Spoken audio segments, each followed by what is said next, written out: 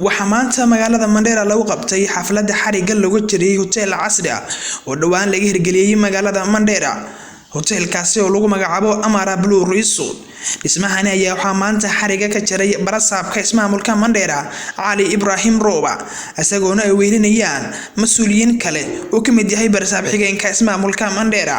waxaa xafladani ka soo qayb galay dadyow aad u tiro badan oo ay ka mid yihiin haweenka, dhalinyarada, uqaasha. intaasi kadib waxaan mikrofoonka qaadnay dadkii halkaasi ka soo qayb galay si ay u muujiyaan shucuurdooda ku aadan maanta.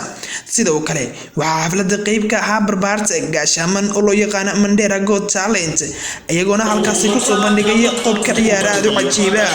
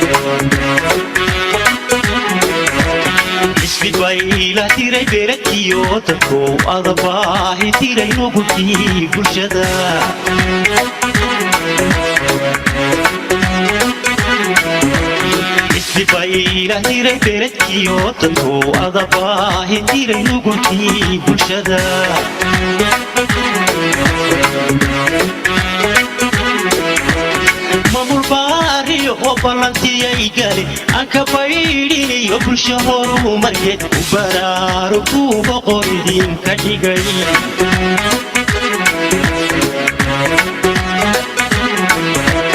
maamul baariyo ballantiay gale aan ka baydhinayo bulsho horumarkeed u baraarugu boqor idinka dhigay